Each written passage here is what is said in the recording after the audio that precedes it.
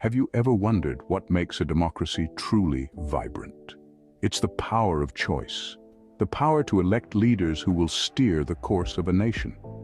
As we edge closer to the South African general elections of 2024, this power of choice becomes more significant than ever. Welcome to another episode of Road to 2024 SA Elections, hosted by yours truly, K. Scott. Ignite the mind. Welcome back to another exciting and political conscientizing episode of Road to 2024 SA Elections. Before I can say anything today, I would like to start off by appreciating the support and the love that you gave us on the first episode. It really meant a lot to us. Please continue supporting this channel. Follow us on TikTok at Road to 2024 SA Elections.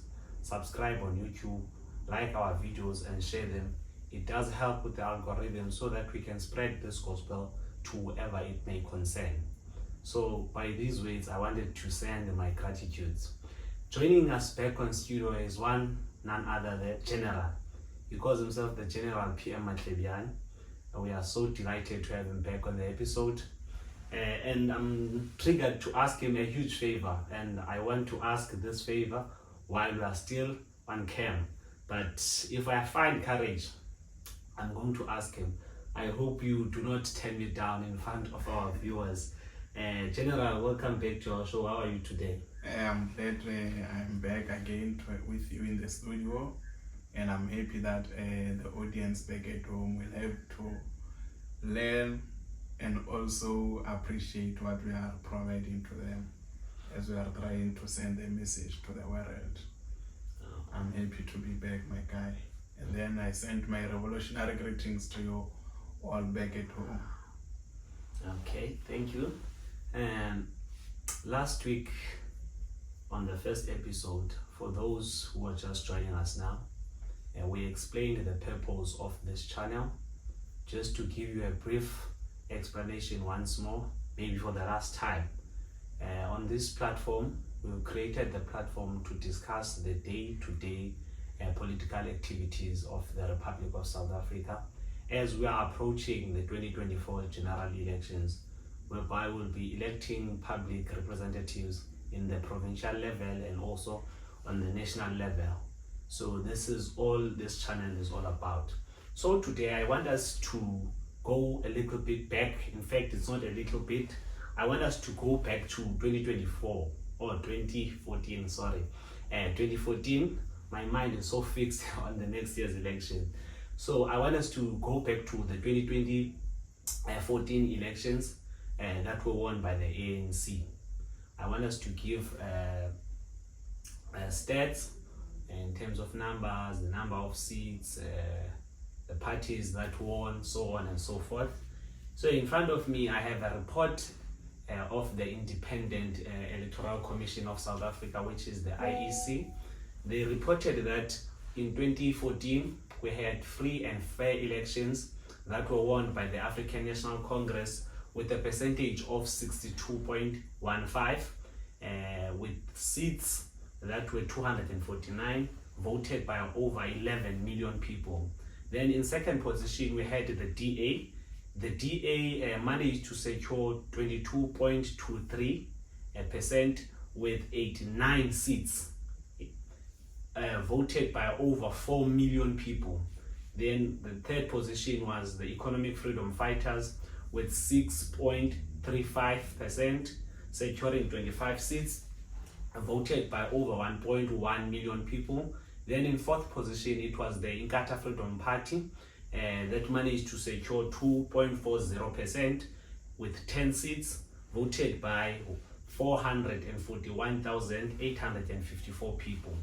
Then we move on to 2019, which is the second, or in fact the previous one before the one that we are going to. Also, the elections were won by the African National Congress, but now there was a bit of a difference. There's a difference in terms of percentages. The ANC in 2019, they got 57.5%, meaning they dropped from that 62.15. They dropped with a percentage of 4.65, that is over 1 million people. ANC lost its voters, people that were more than 1 million. Then the DA in 2019, they managed to secure 20.8%. They also dropped a lot of numbers. They dropped with 1.43%. That is over 400. It's over 250,000 people. Then the EFF now, they moved from 6 to 10.8%. That was a massive growth. They grew with 4.5%. So the general here on studio is here for such purposes, to give us enlightenment on what may be the causes of the growth and the decline of these three giants that we have in the country.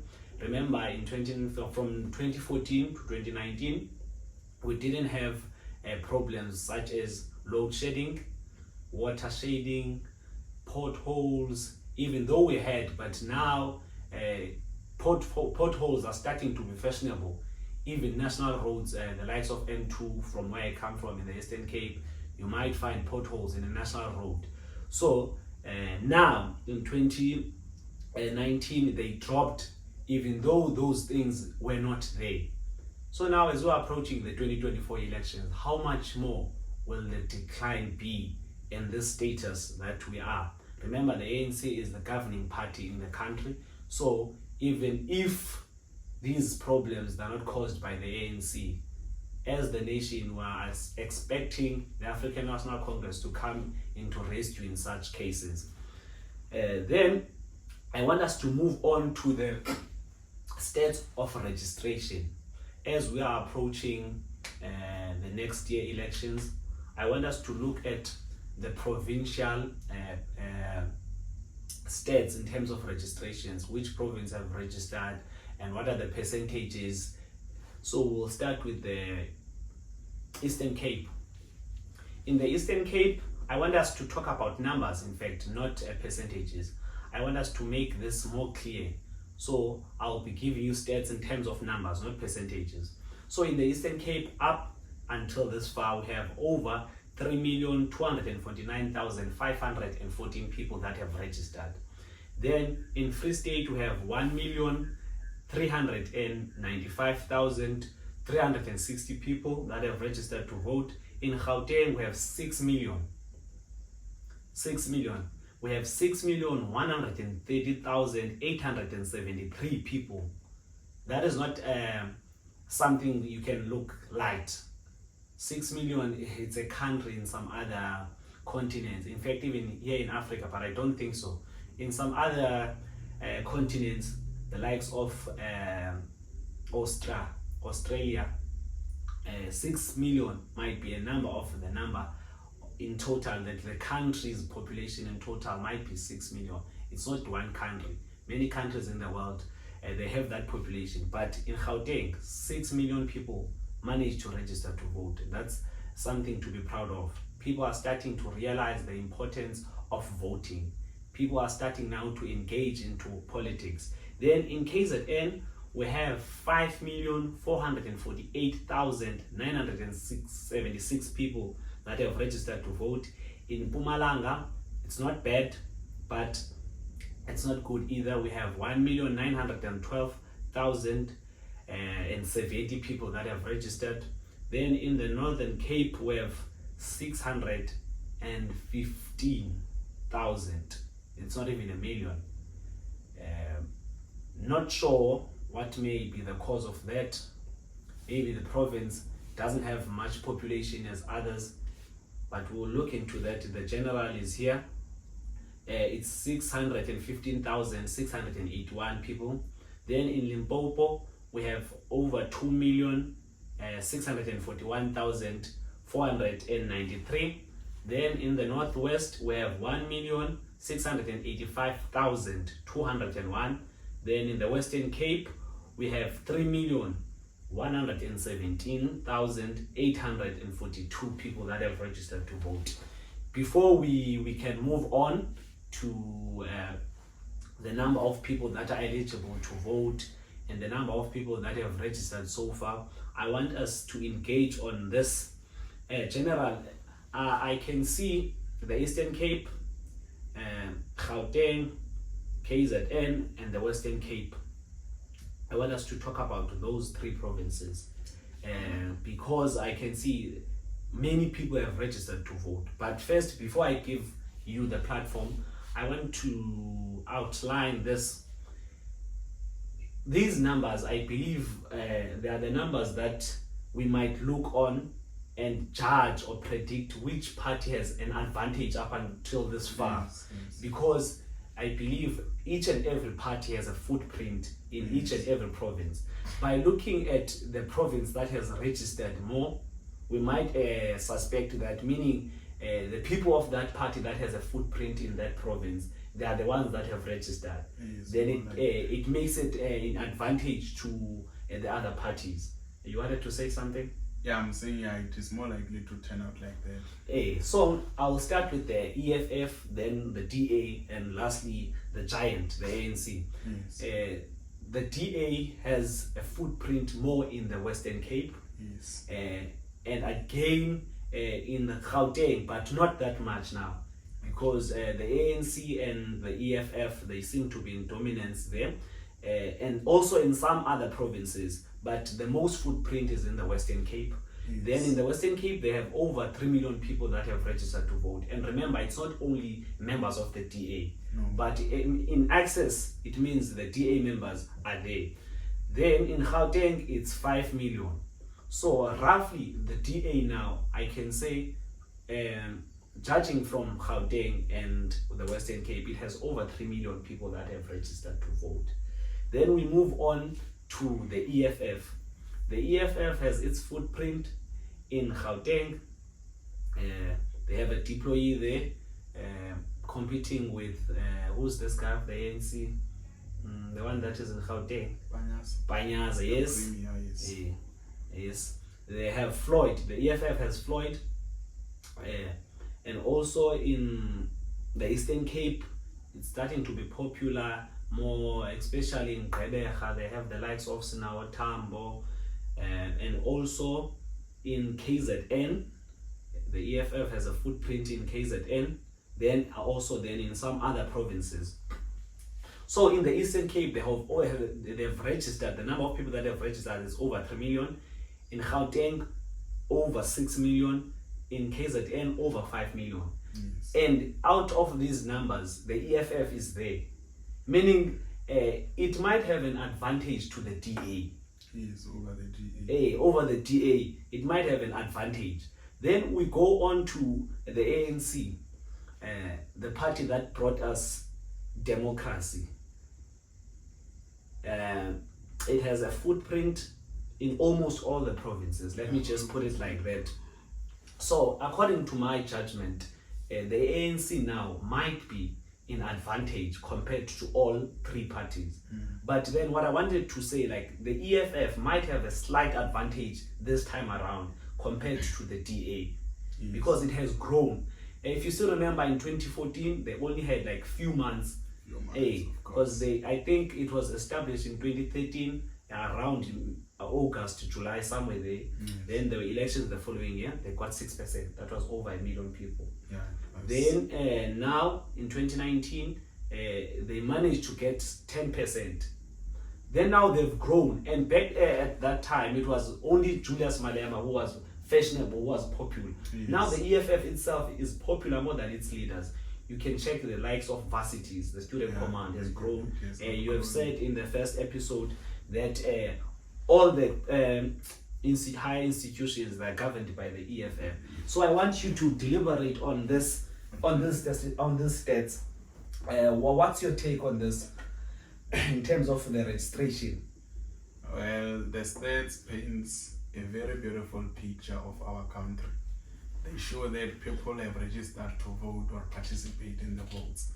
However, I think we still have a problem of low voter turnarounds, because the number of registered voters historically and in the past has always been appealing to the eye. It has always looked promising that people will participate. However, on the eve of elections, only a few percentage turns out. I don't know what is the problem. Maybe the people lose hope or interest in the votes as the days goes by. Yeah, I think it goes back to what we spoke about in the previous episode, that there are many factors that contribute into people not going to attend like the voting day. Yes. The likes of the queue. I always mention that because I was once tempted to leave because the queue was too long. I think it was 2021 when I was voting for local. So I think it's those factors. Yes, so I was saying that always the voter registration shows that most of our people don't want to vote, meaning that they have political education, they know why they should vote, and they know why they want to participate in voting. However, there is something that weighs them down when the elections approaches. So I think it's an issue of agitating. The people need to be agitated from on a daily basis about the importance of taking part in these elections as a turning point in our history and in the direction that the country is going to take. So looking at the statistics there, it is true that every political party has its stronghold in various provinces. Like we have mentioned that the ANC has all the 9 provinces as its stronghold because of its historical advantage. Remember, the ANC holds the historical advantage of being a revolutionary party, which was the one that delivered the people from Egypt into Canaan. So that is the reason why it is popular amongst most our people, even though it is showing the signs of decline, because from the stats that you were analyzing, it is on a declining trajectory. So I think it's a question of the ANC having lost the plot or the direction. Because remember, the formation of the ANC by the people like Oliver Tambo or Walter Sisulu, its main principle was to transform the economy. But still up to today, maybe 30 years later, since the ANC has been in government, the economy is not transformed. It is still in the hands of the minority. The land is still in the hands of the minority. So blacks are continuing to be poorer while whites are getting richer.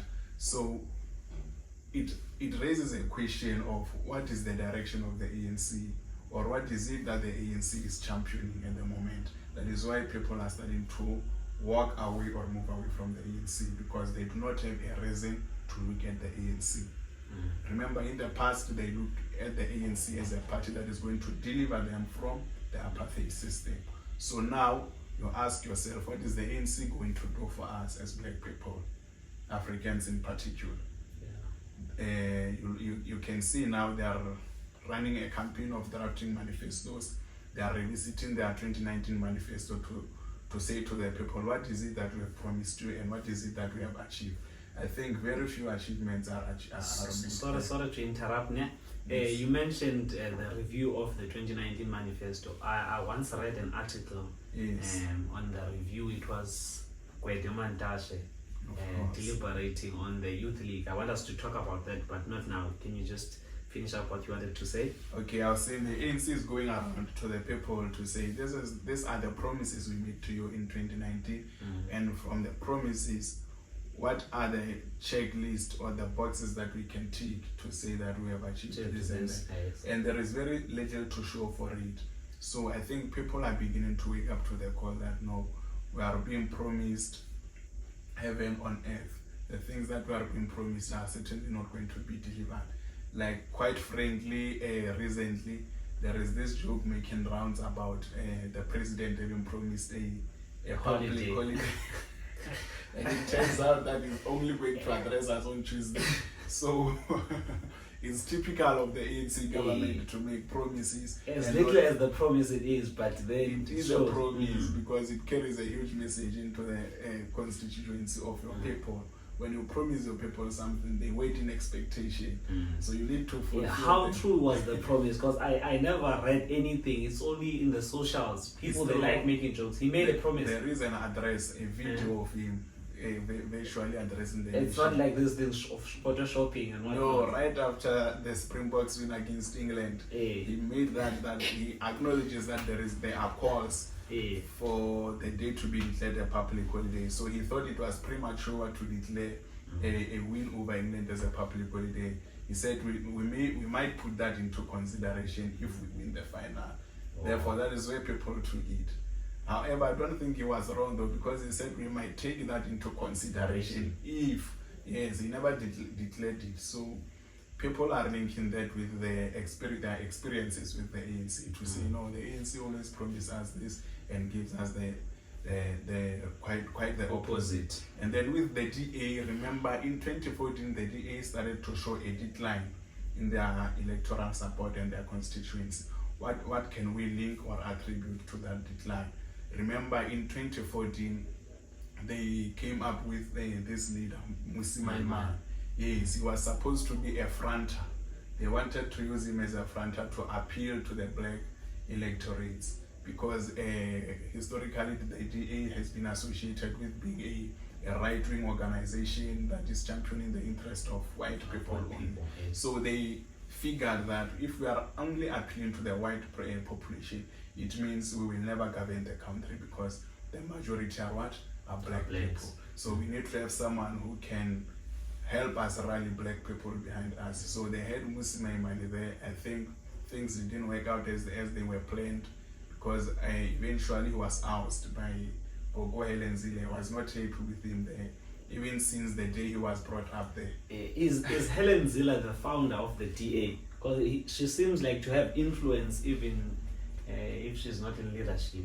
She's the federal chair. I think the structures of the DA, when you are a federal chair, you hold more powers than the president and all other structural positions. So yes, she is there as a federal chair. She holds more power. She has led the DA for the longest time. That is where the influence comes from. Yes, she has been the leader of the DA for quite some time, and then now she's deployed as a federal chair to influence who accent to the position. Yes, so she's still in charge, but from behind. Just like in the EFF, you know that there is one center of power. They call it what is this word that they use? Democratic centralism. So in democratic centralism, they say, even though we appreciate and acknowledge democratic voices, but there must be one center of power, and that center must bind all the decisions of the internal structures. So even in the EFF, it is like that. They have the central command team, which is the team that makes the decisions afterwards. After all the deliberation, the central command team makes all the decisions.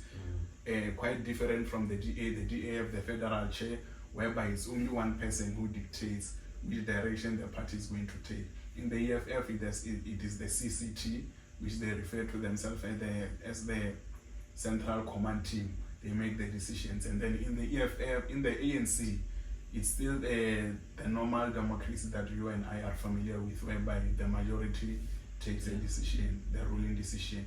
But in the ANC, I think recently they have lost their culture, because the ANC was all about lobbying. Lobbying is all about rallying people to support your idea and then to vote with you. But recently, since the emergence of Ramaphosa, finances are at the center of ANC decisions. The people who have more money make the decisions in the ANC. You can remember the CR17 funding campaign in 2017. He won the conference because he had over billions donated to him to influence the conference. You can imagine yourself contesting someone who has billions backing him up.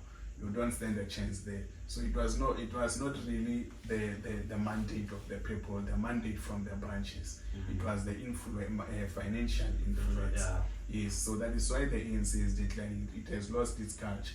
And then the decline of the DA, we can trace it back to the emergence of Musimaiman. He did not appeal to the white population, neither he did not achieve the mission of bringing black people into the party. So it was a declining scale since he came to power, and then eventually they got rid of him. And then the growth of the EFF. On the lighter note, for the EFF, I am impressed with their growth in the past 10 years or so. All the elections that they have participated in, they have shown a decreasing trajectory. They've always been on a increasing trajectory. Their statistics shows that every election season they gain votes, and they are gaining more grounds as compared to other political parties. You must remember that when the ANC declines, it contributes to the growth of the EFF, because the EFF is, we can call it the baby of the ANC. People who relate with the ANC do relate with the EFF, yes. Because the 7 cardinal pillars of the EFF were also the resolutions of the ANC Youth League when Julius Malema was still the president in the ANC. So people who move from the ANC ultimately go to the EFF. We can say majority of them. So if you see the ANC having a decline of 10%, you must know that the EFF is going to have 10% more growth, or even more, because there are certainly young people who are also starting to be popular with the EFF, because it is becoming more visible in our country. And then the ANC stronghold is Limpopo and Eastern Cape. I don't know the real reasons why the ANC is so popular in Limpopo, but in Eastern Cape it's justifiable. Most of its deployees come from there. You name them, you are from there. You know about Thabo Mbeki, Nelson Mandela, they come from there. So most of the ANC's deployees come from Eastern Cape, but on the contrary, the province is one of the poorest. I don't know why. Same with Limpopo, is the ANC stronghold, but it is also amongst the poorest provinces. And then on the lighter note, these 2 provinces are the biggest in our province in terms of voter registration and in terms of voter participation. So it amazes me to see that people are voting for a political party that is not providing them with the services, that is not providing them with their needs, but yet they don't give up. They keep on voting and hoping for a different outcome. So in terms of the growth, it is evident that the GA and the ANC are showing a decline. And then while the EFF is continuously growing and starting to appear as a political party of the future. Okay. We move on. As we were giving the statistics in terms of registration up until this far, the number of people that have registered to vote now across the country, it's 26,197,010. And out of that 26,000, it goes back to what we were saying in the previous episode, that most of the youth people, they do not even register to vote. And those that have registered, they don't show up on the voting day. So it's becoming a tragedy. So out of that 26 million, the only people that have voted, and they are ranging from the ages 18 to 39, it's only 10 million. Out of 26 million, it's 10,635,174. That raises a question again. So I hope if you're watching this at home and you are not motivated to register, please go and watch our first episode. The general explained why it is important for us to vote. It doesn't just changes today or changes the day that you will be voting, but it changes also the future for your children, the future for your grandchildren, the future of this country. It shapes the future of this country. Remember, our liberators, they didn't fight for democracy, they fought for liberation. These 2 things, they are totally different, but most people, they will link them and assume it's one thing. I will explain that one day. Liberation and democracy, those are 2 things. Liberation, it gives you freedom, economic freedom, so on and so forth. But then democracy, it only gives you rights. So those are totally 2 different things. The likes of Chris Hani, Steve Biko, Solomon Mahlangu, Hector Peterson, they fought for liberation, not democracy. So according to the Electoral Commission of South Africa, they are saying the number of people that were eligible to vote in 2019 were 36 million, but only 26,779,000 people that registered to vote. out of that 26, remember even now we're up to 26, but the registration is still open. But in 2019, we only managed to have 26 million. Then out of that 26 million, only 17 million that voted. So over 9 million people didn't go to vote. So that is another problem. People will need to register to vote and actually do vote. Registering doesn't change anything. So let us check who are the people that did not vote. The youth that was eligible to vote at that time was 9.6 million. Then out of that 9.6 million, 6 million did not vote. So it means only 3 million youth people that voted on the previous elections. And that has to be changed. This platform is created for such purposes. We can't have that. I can't even explain. It's a total disaster. In general, if we have only 9.8 million people that were eligible to vote, and then out of that 9.8, 6 million did not vote. 1/3 voted.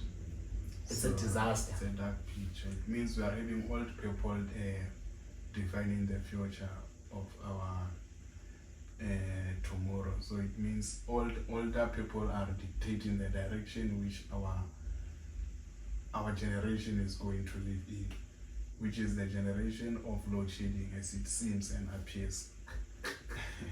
Okay. So I urge the youth of South Africa to stand up. I like what I see in the high institutions. I hope it will also transpire in the national and the provincial elections that we are going to next year. So, General, I mentioned the review of the ANC manifesto that was in Tanzania. Yes. Gwede said something, or let us start by talking about the ANC Youth League. The ANC Youth League was a structure that was made like to make the ANC popular, because remember, old people they can't keep up with the what can I say? They can't keep up with the lifestyle of today. Yes. Younger people they are said to know how to communicate with other young people because it's the same peers, and there is social networks. It's easy like to mobilize and lobby people using socials and whatnot. Yes. So the ANC Youth League was designed for those purposes, and some other that I won't mention here because it was not me. Then Julius took over. After some time he was released. Then now we have a new president of the ANC Youth League. Yes. I believe he's from Limpopo, if I'm not mistaken. He's Colin Malaj. Yes. Is he from the Limpopo? Yeah, I suppose. Malaj, and I'm picking the surname. He recently ascended to power. Then on that review of the manifesto, Gwede said something. He said that the ANC Youth League, they are hungry for power. And he even said, these are his words, the ANC Youth League, the way they're acting as if they're saying now it's their time to eat. Yes. Then to me it raised the question, what is he saying if it's their time to eat? What are they doing? Remember, Gwede Mantashe was he's the former Secretary General of the country. Not only the ANC, because he was of the country. If he's saying now the ANC Youth League are saying it's their time to eat, what does it say about his time? So the implications of that statement is that he is eating. Therefore, he thinks the ANC Youth League wants to push him out prematurely.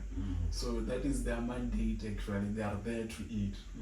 So everyone who is in the queue always asks the question, when will it be our time to eat? So as we are in at the moment, it is time for Abu Gwede to eat, and then on the contrary, people like Colin are pushing for their turn to come. It is the nature and the culture of the ANC since the democratic dispensation after 2007 when Jacob Zuma ascended to power.